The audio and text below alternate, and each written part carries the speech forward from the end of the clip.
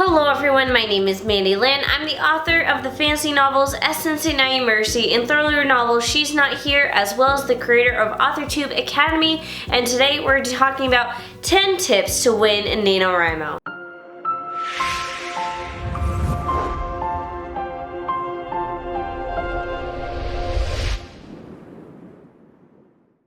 So for those who didn't know, NaNoWriMo is National Novel Writing Month. The goal is to write 50,000 words in 1 month, and that is, in essence, a novel. Now, if you're participating in National Novel Writing Month, please let me know in the comments down below, as well as what the title of your work in progress is and the genre, so we can all get to know each other and just have a fun, amazing community. So tip number 1 is to make a public commitment. When you tell people that you are participating in National Novel Writing Month, you make yourself held accountable. And I also like to say that not only should you make a public commitment for the month, you should also make a public commitment for the day. So every day, wake up and say, I'm gonna write this many words. And that way, if you don't write it, then you're kind of held accountable because people on social media or your friends and family were like, hey, you were supposed to write and you didn't.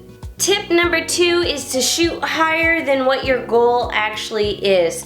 So this is basically just giving yourself wiggle room. So the goal here is, say you did the math, you divvied things out, and you realize that you need to write, say like, 3,000 words 5 days a week.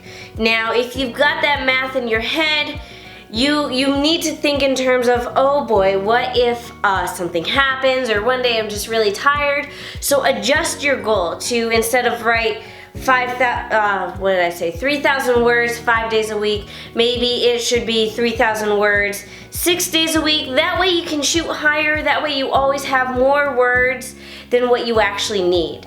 Basically, the idea is to plan for things to go wrong. That way, when things do go wrong, you don't fall behind. Tip number 3, find different locations to write. Most writers write best when they're in new environments that they aren't super familiar with. This is why a lot of the times, instead of writers writing at their home, they go to coffee shops or different things like that. I would recommend that you take a sticky note and just jot down ideas of different places you can write, whether it be a library, a coffee shop, a bookstore, or even like if you have if you're in college, your like different lounge areas of the dorm and different things like that. Just always have different places you can write so the inspiration flows easier, because for whatever reason, when we're in a familiar place, we get distracted a lot easier. Tip number 4 is that when it comes time to write during the day, is that you sit down and you write, and you're not allowed to get up from your location until you hit your word count. I found this method very effective, especially when I have to go to the bathroom, because I don't even let myself get up to relieve myself. I stay rooted in place until I've gotten my words down. Now, granted, if things get really bad and you really do have to go to the bathroom and you're so distracted that you can't get the words down, then it's time to get up. So I have a different modification of that tip, where instead of writing in one big long sprint, is that you take multiple short little sprints. This is actually, I found, one of the most effective ways for me, is that one day I had a goal of writing 5,000 words. Now for me, 5,000 words is a lot of words. Usually I top out my days at about 1,000 words, which is why I'm not good at National Novel Writing Month. So when I do want to write 5,000 words, I sit down, write 1,000 words, and then I take like an hour break, and I actually set an alarm on my phone. That way when the hour's up, I have no choice to be like, oh boy, it's time to sit down again. So I write 1,000 words, take an hour break, write 1,000 words, take an hour break. And I just do that all day until I've hit my word count goal. Now granted, if you work or if you have school, it's harder to do this. This is a great method for the weekend when you have nothing else planned. Tip number 5 is to call in sick. If you're at the end of National Novel Writing Month and you haven't hit your word count goal, but you feel confident that you might be able to, if given the correct amount of time, don't tell your bosses I said this, but call in sick. You know, if you've got a sick day you can use and you can be productive about it, use it. I feel like I should not be giving this advice. Tip number 6 is that you must love what you're writing. Now, this is where things get a little fuzzy, especially during National Novel Writing Month, is that when you write a lot, you can feel uninspired, and so much so that at some point you may begin to hate what you're writing. And that is absolutely what we want to avoid. So you have to remember you need to love what you're writing.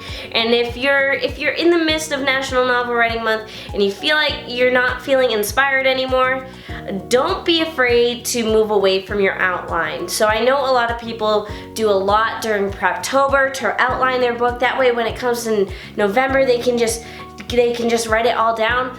But if you're writing this story and you're not feeling inspired by it, feel free to walk away from the outline. Just do whatever your heart desires, and it's okay to ignore the outline sometimes. Tip number 7 is to write the scenes that are calling to you. So a lot of the times there are some scenes in our stories that we get super excited about. So when that happens, don't push it away just because it still has a lot of other scenes to go before you can write that scene. If you're feeling inspired, go ahead and write. Like, you don't have to write in order all the time. A lot of authors just jump from scene to scene, and then when it comes to draft 2, they kind of piece things together. This is not an organized way of writing, but by all means, it is possible to write a book that way. Because once again, the whole goal is to write what you love. So if you love a particular scene, go ahead and write that scene. Especially with National Novel Writing Month, it's all about word count. So instead of struggling over one scene that you hate for days, go ahead and just jump to the scene that you love and get thousands of words down instead of struggling to get a few hundred words down. Tip number 8 is to embrace mistakes. Now by this I mean is that realizing that as you're writing, you're gonna be screwing up all over the place. But because it's National Novel Writing Month and you only have so much time to get all these words down, you can't go back and fix things. So what I recommend doing, especially if you're writing in Microsoft Word, is that as you're writing, if you realize you screwed up on something but you aren't quite sure how to fix it and you don't want to spend the time fixing it, make a note in the document, whether it's making it bold or if you know how to actually make notes in the margins of your document, go ahead and do that. That way, when you go back later, you can see what you need to fix and you're not wasting your time during National Novel Writing Month. Tip number 9 is to seek inspiration. So odds are at the beginning of NaNoWriMo you're going to be feeling super inspired, and then about at like halfway through the month you're not going to feel as inspired anymore. But you need to keep those juices flowing. So there are a few different ways you can keep the juices flowing. My favorites are Pinterest, going for a walk, and reading a book or watching a movie. So Pinterest is because you can get so much inspiration. I recommend that you go to Pinterest and try to create a mood board of your novel. That way you can get into the zone of your book and you can really embrace the textures, the feeling and the emotions of the novel through a mood board. Number 2 is to go for a walk. This would be in terms of just walking away from your work in progress for a little bit and letting your mind wander. You'll be surprised that when you let your mind wander, you will accidentally find a solution to whatever was hindering you from writing. And then of course, the third version of getting inspired is to read another book or watch a movie. So this is just, it allows you to get out of your story once again and jump into a different story, because sometimes when you jump into a different story, even though it could be nothing like your work in progress, something about that story could inspire you for your current work in progress and help you figure out how to solve a problem. And last but not least, tip number 10 is to reward yourself for your word count. So this could be either a reward for the end of the month, which is a big reward if you hit 50,000 words, or it could be small little rewards every day. For every time you hit your word count, you get a little reward, whether that's a piece of candy or some quality me time. One thing I like to do when I'm struggling to write is that when I finish writing for the day, I'm finally allowed to read the book that I'm reading. Like, I don't let myself read until I finish writing. And as someone who loves reading, it's very upsetting when I don't get to read. Anyways, so those are all my little tips and tricks for winning NaNoWriMo and to keep you inspired. Otherwise, that is it for today's video. Be sure to tell me about your NaNoWriMo work in progress in the comments down below. Give this video a thumbs up and subscribe. Thank you for watching.